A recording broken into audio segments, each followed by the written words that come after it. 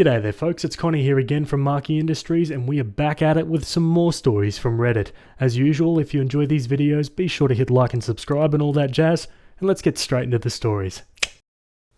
Alrighty guys, we're on relationship advice. This one was written by a throwaway account, and it's titled, I, 35 male, was incarcerated and lost touch with 33 female. It's been over 10 years. Would it be wrong to contact her?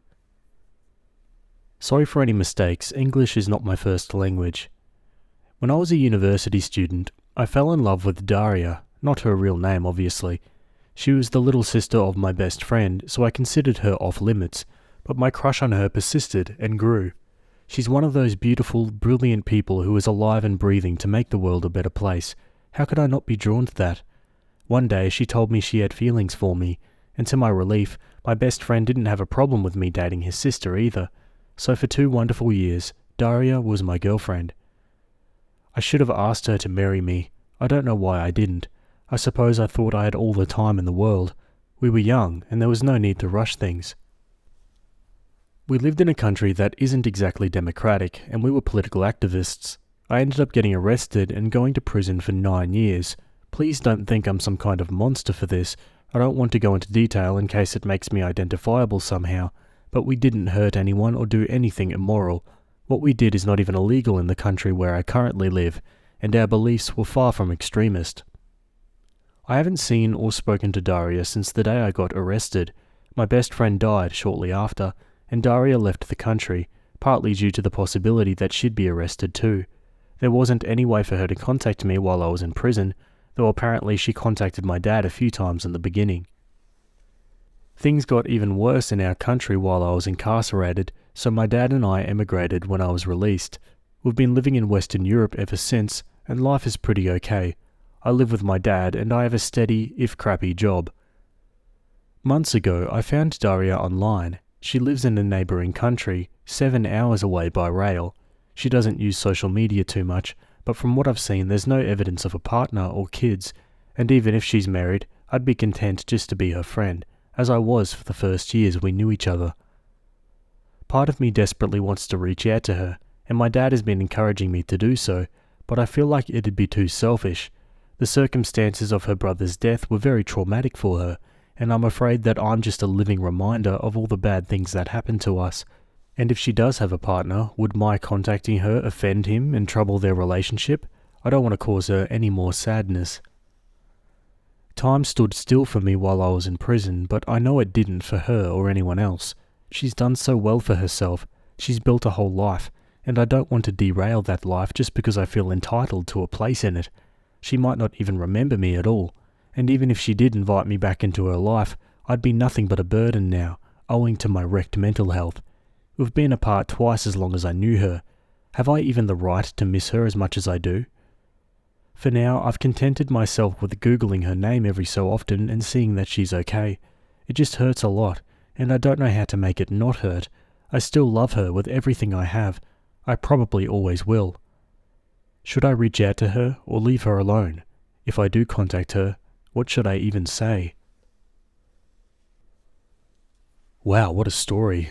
I say contact her, otherwise you're going to live the rest of your life and regret that you didn't. Let's go to the comments. My little sister is from Iran. She was born in Evin, I think, the prison for female political prisoners, and most of her family was imprisoned and some killed.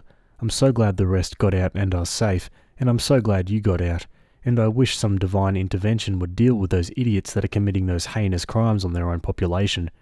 Please go to therapy if you can.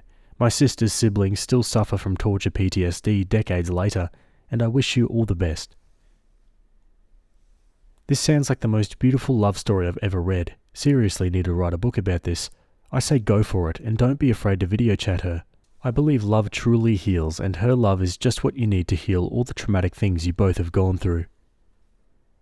Yeah, agreed. Let's go to the update. The short version is that I was wondering whether I should try to contact my former girlfriend after I went to prison for a long time. The consensus was that I should, and people gave very good advice on how to do that. First, I want to say thank you to everyone who offered advice or kind words. I'd spent so long feeling ashamed about my situation and expecting most people to react very negatively if they knew. I'd barely discussed it with anyone before, except my dad and people whose job it is to help me, lawyers, therapists, etc., and I was very surprised to be met with so much compassion from a bunch of complete strangers. Thank you, truly. Several people asked for an update, and that's the least I can do in return. I sent Daria a message the evening after I made my post. It was something like, "I don't mean to intrude, but I wanted to say hello and thought I would give you my new contact information in case you ever felt like getting in touch. If not, that's completely fine too." I left her my mobile number and email address, wished her well, and that was that. I knew it might be a while before she responded, if she responded at all, so I tried to put it out of my mind. Early Monday morning my phone rang. It was an unfamiliar number from the country where Daria lives. Who else would ever be calling me from there? I panicked a little bit, but I managed to answer in time. She asked a few times if it was really me, and I couldn't tell if she was laughing or crying. At first, she called me by the very affectionate version of my name she used to, but then she quickly apologized and corrected herself, which broke my heart a little bit. It was an awkward phone call, but not in a bad way. I was extremely nervous, and it seemed like she was too, but happy also. Some of you mentioned that Daria would want to know that I was safe, and this was more true than I could have guessed. Because unrest in my country increased a lot during the last year I was in prison, she was afraid that they would decide to quietly kill me rather than let me go. There are documented cases of other prisoners like me having met very suspicious ends in the months before my release, so it wasn't a totally unreasonable worry. She also said she repeatedly tried to send me parcels of supplies and put money on my commissary account, but her attempts were rejected without explanation. After my sentencing, I was not allowed to receive correspondence or to have a commissary account at all because of the classification of my crimes, so she was forced to give up. She told me this as an apology, as if I would have been disappointed with her not helping me more. I had no idea she'd done any of that. I do know that it was not a safe thing for her to do, and I feel terrible that she put herself at risk trying to make me a little more comfortable. She didn't seem to want to talk about what happened any more than that, and so we didn't. We changed the subject to more light-hearted things. Our jobs, the cities where we live, how my dad is adapting to a new country, etc. When she arrived at work and had to end the phone call, she asked if I wanted to continue talking through a messaging app. Obviously I said yes and downloaded it immediately. We sent messages throughout the day, and she even interrupted her commute home to send me a picture of a restaurant modelled after one of my favourite books, just because she thought I would like it. She told me that she thought of me every time she saw it, but unfortunately the restaurant itself was not so good. I was afraid she wouldn't remember me, but she even remembers the things I liked to read. She remembers a lot of little things, even stuff I forgot. We've been sending messages back and forth ever since, and talking on the phone after I finish work at night, until she gets too sleepy. Sometimes it feels like I'm 24 and she's texting me from a few blocks away, as if the next thing she might ask is what's for dinner. Other times it seems like we're trying to will dead versions of ourselves back to life in order to avoid acknowledging what we've lost. She seems a lot more timid than she used to, more passive, which I suppose makes sense. Sometimes I worry about how much I've changed, and that maybe she won't find anything left in me that's worthy of her. But if I could express in words what it feels like to hear her laugh, I could explain that there's also a lot that we know very well. She hasn't lost her kindness or her warmth or her empathy. She still cares about me, and I still care about her. I know that rebuilding a friendship after all that's happened will take lots of patience, and I have plenty to spare. I'm just happy to have the chance to get to know her again. This morning, Daria asked if I wanted to have a video call sometime this weekend. I agreed, but I'm ashamed to admit that as much as I want to see her, I'm very nervous. I look so different than she would remember. My jaw is messed up, and I have the teeth of a hockey player. Fortunately, I will qualify for healthcare insurance soon, and will be able to have it fixed. I lost weight that I haven't put back on, and I see an old man in the mirror. I'm also worried that I'll get very emotional when I see her, and embarrass myself that way. I don't really cry in front of people. I'm not used to it, and this doesn't seem like a good occasion to start. Aside from not wanting to appear pitiful, I don't want her to feel forced to comfort me. If anyone has some advice on how to handle this, it would be much appreciated. Overall, this week could not have gone better, and I'm extremely grateful to everyone who gave me the little push of courage I needed to send her that message. 1,000 times, thank you. Edit, just to clarify, she doesn't have a husband or kids. As I said in my first post, I only considered contacting her because there was no evidence of a partner on her social media, but I understand that my first post wasn't visible for a while, so I can see why that may not have been obvious. Sorry for the confusion. Oh, this is moving along beautifully. Let's go to some more comments. I'm so happy to read your update. Opie, you deserve everything good, and I'm sure Daria feels the same about you that you do her. I bet she's beyond happy to be able to hear you laughing with her again as well. As for advice regarding the video call, maybe you could go out and get a haircut before you talk to her, and wear a nice shirt on the day. I don't think Daria is going to judge you one way or the other, but it could act as a nice boost to your self-confidence before you see her face to face for the first time in so long. All the very best, OP. I wish you nothing but happiness. I'm hoping to read another heartwarming update like this one next week. Oh, what a lovely story to read. I really needed that this morning. Thank you so much for sharing with us. Super happy for you. I'm so happy to hear that things went so well and you're back in such wonderful contact. I personally wouldn't worry too much about your appearance. You could get a haircut and shave before making the call, but really, I think she'll just be happy to actually have the visual confirmation that you're alive. And please don't be ashamed of looking the way you do. You went through hell, and hell leaves scars, emotionally and physically. The way you look is what a survivor looks, and that is what mattered. You survived.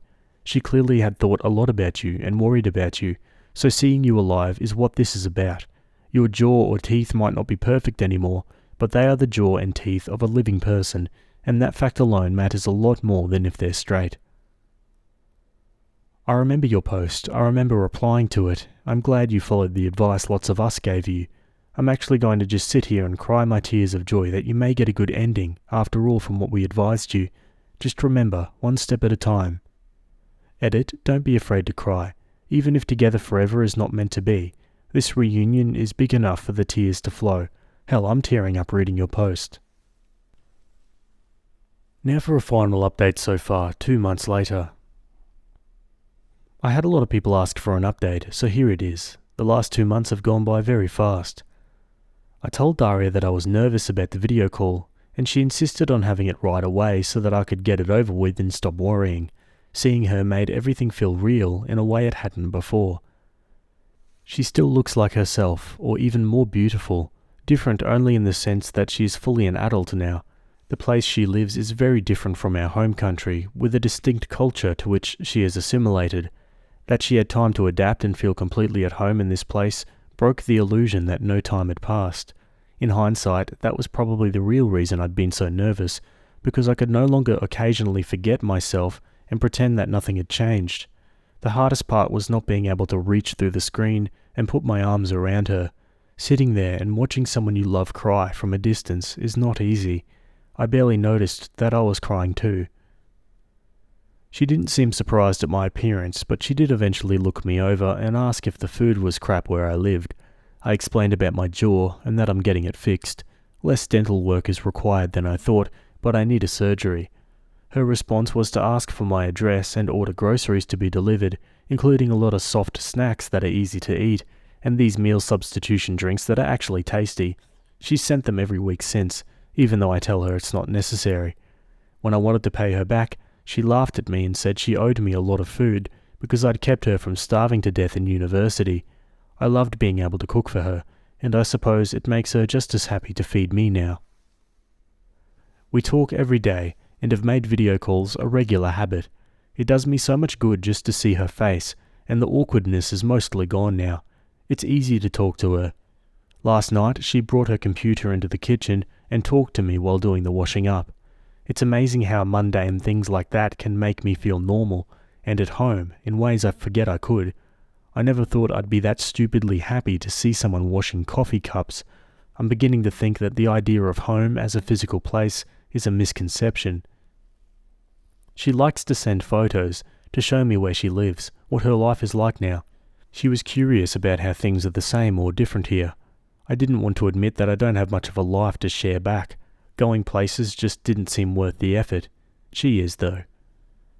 At first it was very small things. She would send a picture of a pastry she bought at a cafe, saying that she thinks her city has better pastries than mine.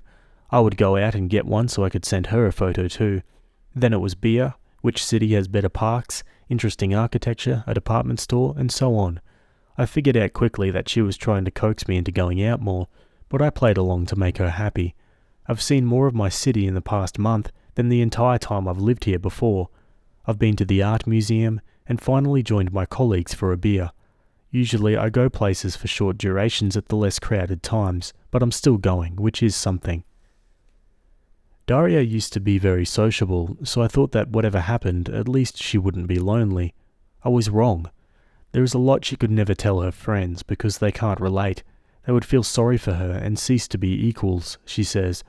Our experiences are different, but we are more able to understand each other than other people could, and despite her own burden, she has quietly picked up half the weight from my shoulders without ever being asked to. I am in awe of her, simply for being the kind of person who would. For Women's Day, I sent her some orchids, and she was very happy that I remembered her favourite flower. The things I can do to make her smile are so small, and she deserves so much more than I know how to give her, but I would do anything for this woman, and I am learning. There are protests happening where she is, with riot police and tear gas. Whenever this happens, she feels nervous and has difficulty sleeping. Now at least I can stay on the phone with her at night so she's not alone. Aside from the anxiety, there's also a sense of nostalgia. She talks about when that was us, making noise in the street. I'm glad she has good memories too, and doesn't have to be alone with them anymore. Finally, the reason I'm updating now. She is coming to visit.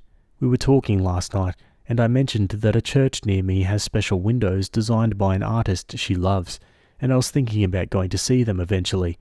She said it would be unfair of me to go without her, so I invited her to come with me, and then somehow it turned from vague future plans to being scheduled for next Saturday. She was going to come for the day, but I told her it was silly to travel so far to stay for such a short time, and suggested she stay the entire weekend, so she'll be here from Friday until Sunday. I haven't really had the time to be nervous yet, but I'm sure I will. Thank you again to everyone who has given advice or encouragement. It is very much appreciated. Okie dokie folks, and that's the last update so far. Yeah, I know it's a bit of an old story and some of you are likely to have heard it before, but I thought it was a perfect one for a rainy day. It's a bittersweet ending, at least for now, because we don't really know what happened, but I love that you can speculate about what did. Like personally, I'm hopeful that the lack of a new update means that, they fell in love and now they're so distracted by life that he's not even thinking about Reddit posts anymore. But I don't know, that's just my theory. What about you guys? Let me know your thoughts down below. Anyway, we're going to move on to another story. Alrighty, staying on relationship advice, this one was written by a throwaway account, and it's titled, My sister and friends talked about how I'm not good enough for my boyfriend. They don't know I heard, and I don't know what to do. Firstly, my sister and this group of friends are what I would consider my closest friends. I love these girls to death. I literally tried to donate a kidney for one of them. I am 100% heartbroken. My boyfriend is an amazing guy. Kind, funny, smart as hell, and pretty much a model. He's just gorgeous and asexual. This isn't a problem to me and we worked it out. He's also very open to it and everyone knows, which I entirely support. We were supposed to hang out a week ago, but after spending about half an hour, his job called him and he had to leave. This didn't bother me a lot because I had a killer headache and went home. My sister and I share an apartment to save money and we have a year-long lease, so I guess I'm screwed. Long story short, I closed my door, didn't light up and got a nap. Next thing I know, I wake up to my sister's voice. She and those friends were at our house, and from what I heard they were going to a club and were drinking a bit and waiting for the others. I didn't get up because I was lazy and would have to put on pants. Then they started talking about me. I'm not proud, but I was curious. They were talking about how they couldn't believe I was dating my boyfriend, how he was too good for me, how I was too ugly to get a guy like him. My sister then started telling how being asexual is obviously an excuse to not have sex with me. I'm not pretty, and while it does make me insecure, I know I have other good characteristics, but it was very hard hearing that. They also made fun of my learning disability. They called me the R word, which I can't even frickin' write.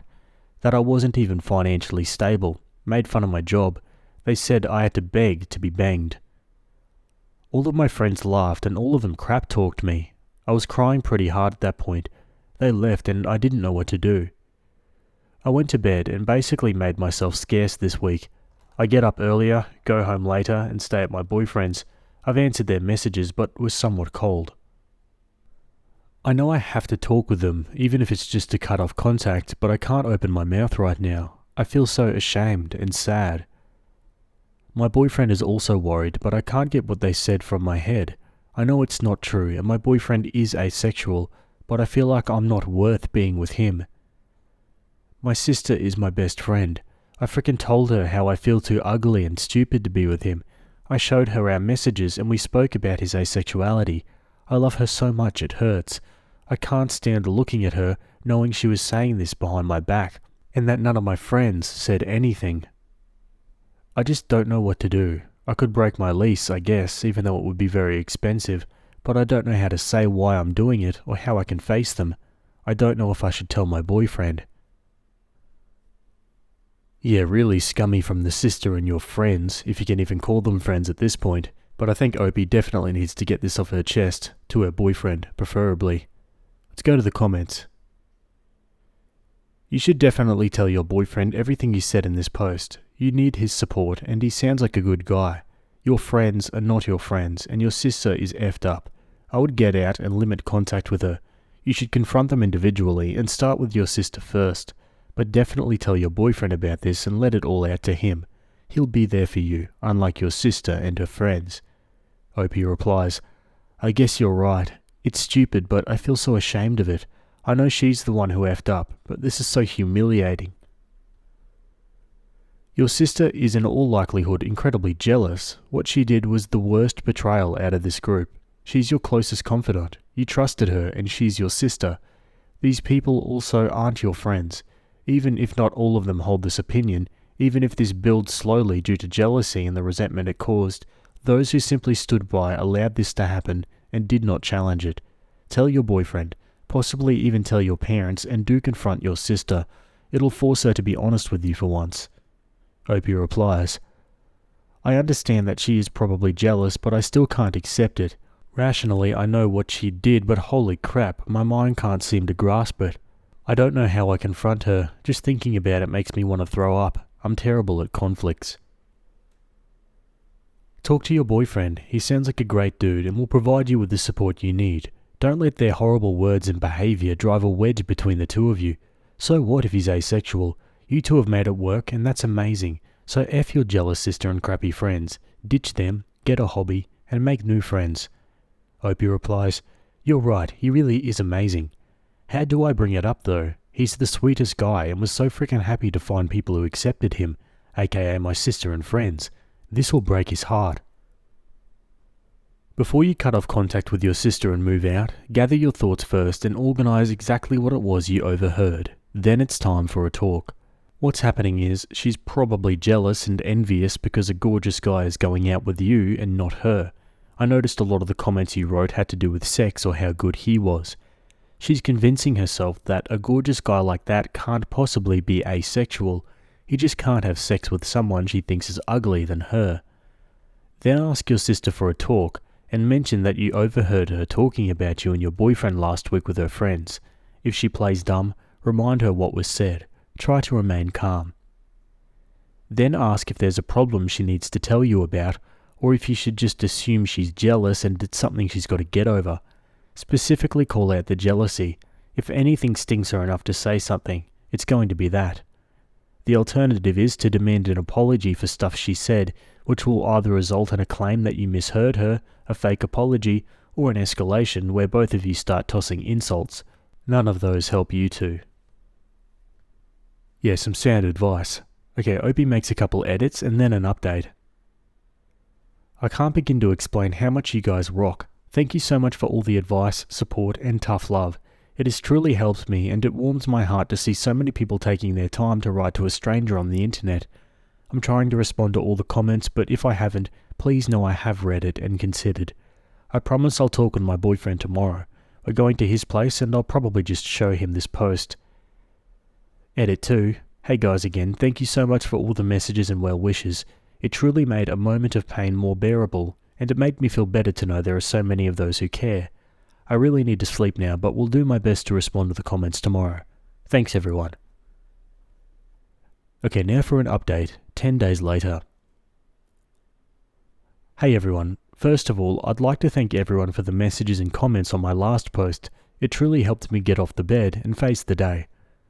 I showed my boyfriend the last post because I just didn't know how I could say it.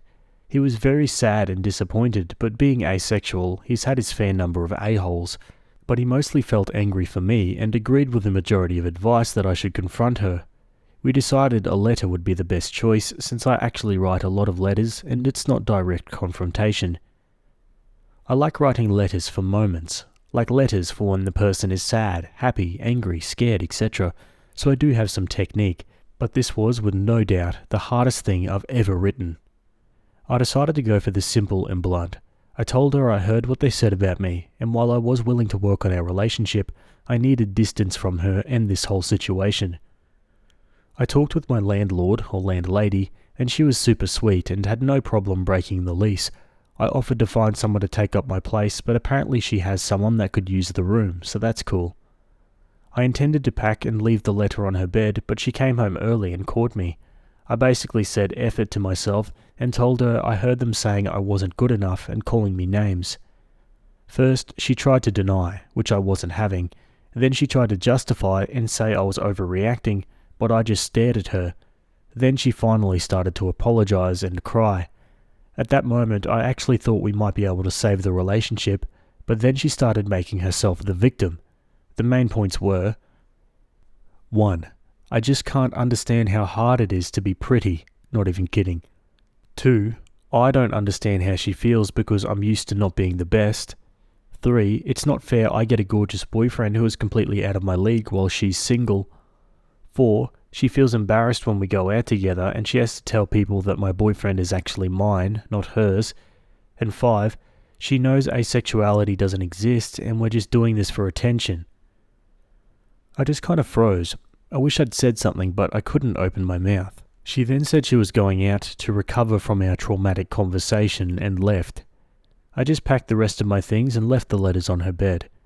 I'm currently at my boyfriend's place, but I'm looking for a free room that's not super far from my job. I also wrote and sent letters to my friends and then blocked their social media and contacts. I'm certain they'll find a way to approach me as we work close, but I can't give a damn. Besides all of that, last Friday I had dinner with my parents. I gave them an edited version of what happened because I don't want to talk about my sex life and that I broke the lease and blocked my friends. They said I shouldn't be angry because it was true and that the first time they met my boyfriend they thought I was playing a prank.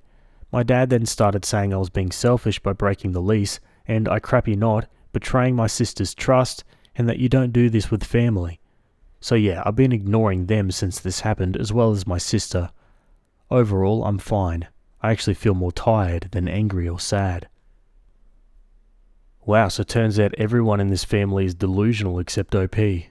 Let's read some final comments. This is a little bit off topic, but I'm curious as to how your relationship dynamic works with your boyfriend. I don't know too much about asexuality, and you mentioned you have a disability, so if it isn't too personal for me to ask, how does your relationship work? How do you go about a sex life? I don't mean to be offensive or nosy, so apologies in advance, I'm just curious. Opie replies, don't worry, asexuality is a scale, like the hetero and gay. At one side you have the asexual and on the other the allosexual. Between you have different shades of grey. Some people don't feel sexual attraction but don't really care about having sex if it makes their partners happy. Some really don't want to do it. Some only feel sexual attraction for those they have an emotional connection. It's a very diverse community. As for the obstacles of dating an asexual man, I guess it mostly falls into what you consider a deal breaker and what are your needs, etc. I can live without sex. I can live happy without sex. Again, it's about compromise. There are other things in my relationship that are more important to me than sex, and they're being met, so I'm happy. I guess it just goes down to, if you can't date someone without sex, that's okay. If you can, that's okay too. The only wrong thing is to start creating rules. And Opie comments on if her parents always treated her sister as the golden child. I checked it out in some of the links people sent me and I believe they did. Things like having to give her my clothes if she liked them, or having to eat her food if she didn't want any more. I don't know, I can see how some of the things they did were terrible, but saying they were abusive sounds too extreme. Man, that family is so trash that Opie could look like a mashed potato and she'd still shine like a diamond between them. Honestly, the parents and the sister can F off and eat grass for all I care, because they're a-holes everywhere. Good that Opie has a good boyfriend. Obligatory reminder, asexual people can and sometimes do enjoy sex. We don't feel sexual attraction, or may feel limited or conditional attraction, but sex can still feel good and be enjoyable. Alrighty folks, I'm going to leave that one there. As always, I'd love to hear your thoughts down below in the comments. Either way, we're going to move on to a different story. Okay, this next one's also from Relationship Advice. It was written by user Flounder, and it's titled, Friend is mad at me because I wouldn't buy essential oils from our other friend who works for a multi-level marketing. All of us 25 female.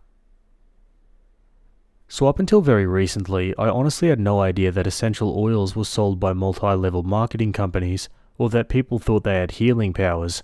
I've been diffusing them for a few years because I like that they're cleaner and safer than candles and incense. That's the only reason. Last week I invited 3 old friends from high school over for wine and appetizers, just a typical hangout. My friend Katie invited Kara. Kara went to high school with us, but I was never close with her, so I wasn't friends with her on Facebook or anything. As soon as Kara saw my diffuser, she said her side job is selling essential oils, and basically started pitching me. It was pretty obvious right away that she works for an MLM, but I honestly didn't care. The way I saw it, since I used these oils all the time, I'd rather support someone I actually know than give my money to some company on Amazon. So I told her to shoot me a Facebook message later and we could talk about it. Anyone who's familiar with MLMs knows what's coming next. I was prepared to pay a bit of a markup, but the prices were insane. Kara wanted close to $30 for something I could get for $5 on Amazon, so I thanked her for reaching out and told her the oils were way out of my price range. Kara tried to tell me about how her oils were more pure than mine and how they have healing powers. I told her I just go to the doctor when I'm sick and I don't need the oils for anything but making the room smell nicer. Then she got a bit nasty, told me I'm poisoning myself with my cheap oils, and said I wasn't smart enough to see the opportunity she was presenting me with.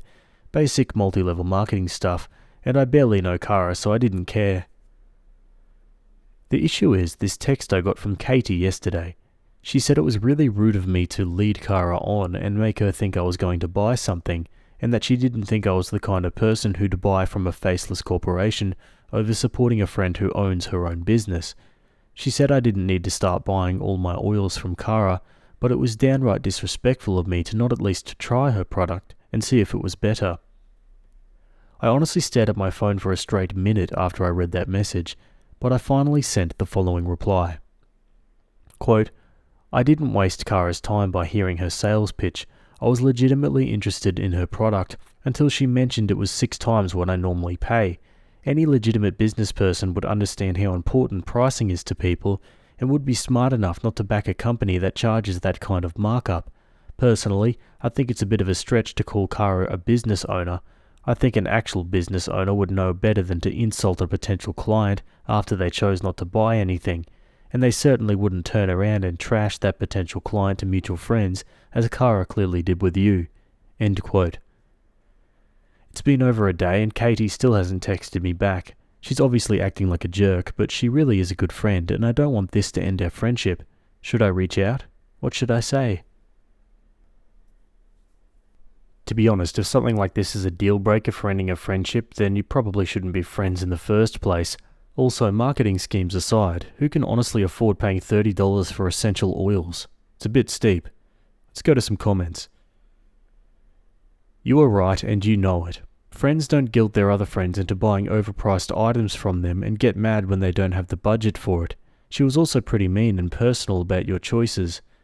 Friendship should not be conditional on that kind of support. It's supposed to be about emotional support, not financial. If they can't accept that, they're not really your friend anyway, and they sound like they've been brainwashed by MLM. I would basically smooth it over and call her up, or keep talking to her because you have to move on at some point. Have her spend 10 minutes on r/anti-MLM and see if she still thinks highly of her friend who owns her own business. Honestly, I wonder if your friend invited Kara along because she knew you already used essential oils and would be an easy mark. Now they're mad that you didn't play into their plan. Let your friend stew. You're right, and you both should know that. If she considers you as good of a friend as you consider her, this will pass.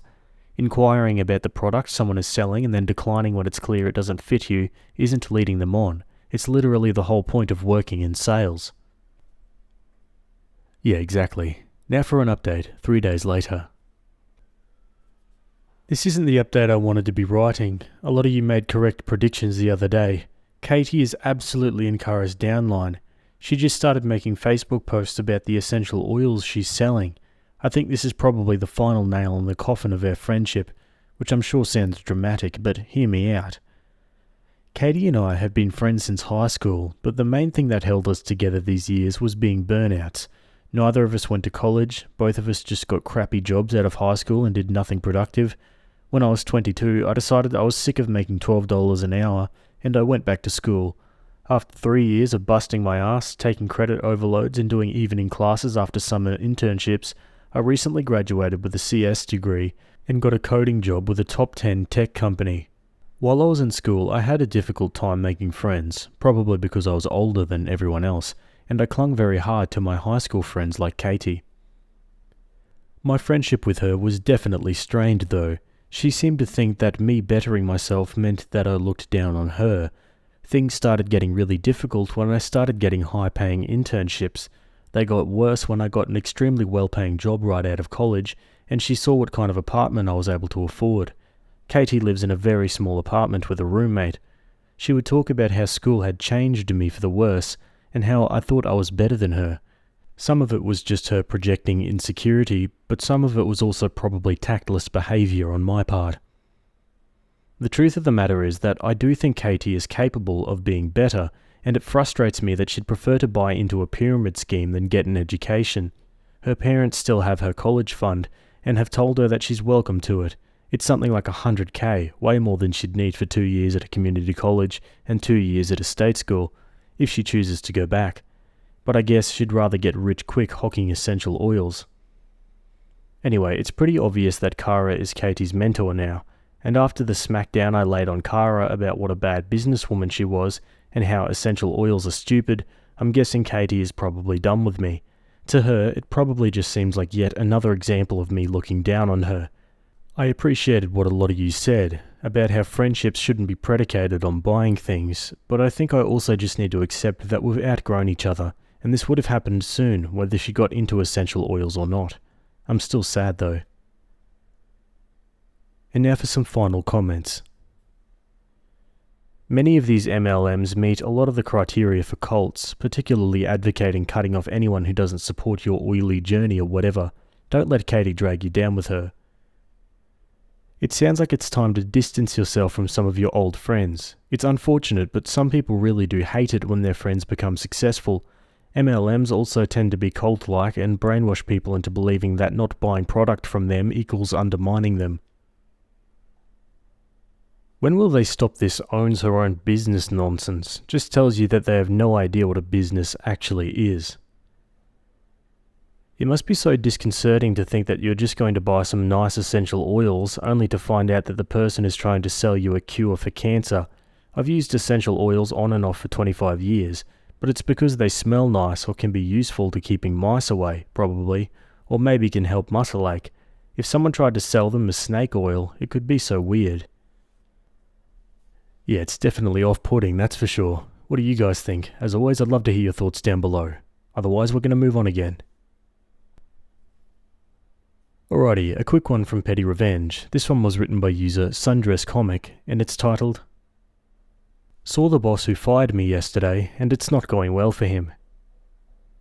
3 years ago, I was fired from a stained glass studio where I worked as an artist, glass painter and designer, for being vocal about company safety. The owner made me the safety person because I'd come from a studio that took safety seriously. I read OSHA manuals and gave so many suggestions about unsafe practices we had in the studio, handling lead, acid, and other dangerous materials. After a few years of my suggestions being mostly ignored, someone, actually not me, called OSHA during COVID when my co-workers were not masking.